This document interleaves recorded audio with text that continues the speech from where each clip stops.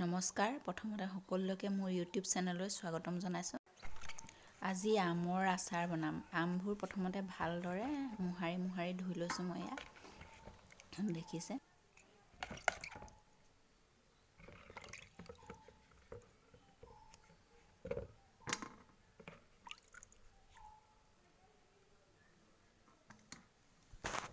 এতিয়া আমৰ বাকলিবোৰ গুচাই পিহনাত ভালদৰে পিহি লৈছোঁ। ইয়াত দেখিছে আপোনালোকে এনেদৰে পিহি লৈছোঁ। তাৰপিছত ইয়াত মই পাঁচফোৰণৰ গুড়ি অলপ এড কৰি দিছোঁ। এনেদৰে পাঁচফোৰণবিলাক মই আগতেই মিক্সিত মাৰি থৈছোঁ, এইবিলাক অলপ ভাজি লৈ।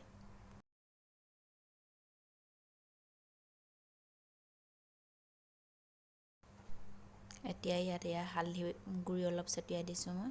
তাৰপিছত নিমখ অলপ ছটিয়াই দিম। নিমখ ছটিয়াই দিছোঁ।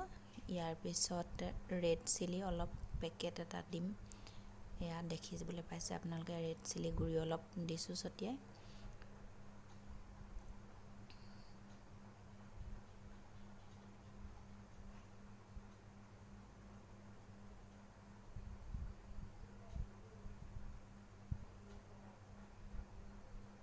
তাৰপিছত ধনিয়া পাউডাৰ অলপো লগতে দি দিম।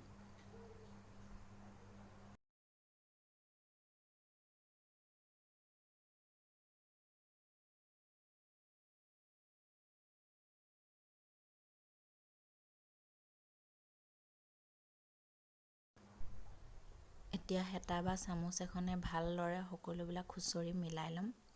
এয়া দেখিছে আপোনালোকে।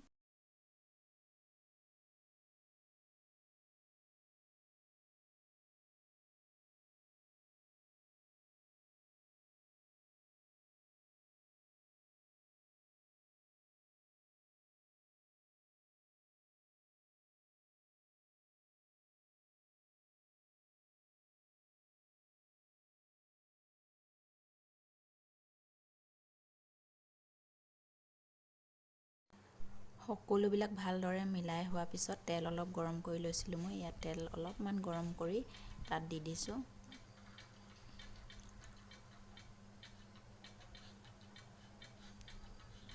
ইয়াৰ পিছত আকৌ ভালদৰে মিলাই ল'ম সকলোবিলাক। তাৰপিছত দুদিনৰ বাবে ৰ'দত শুকুৱাই দিম। তাৰপিছত আমাৰ আচাৰ খাব পৰা হৈ যাব।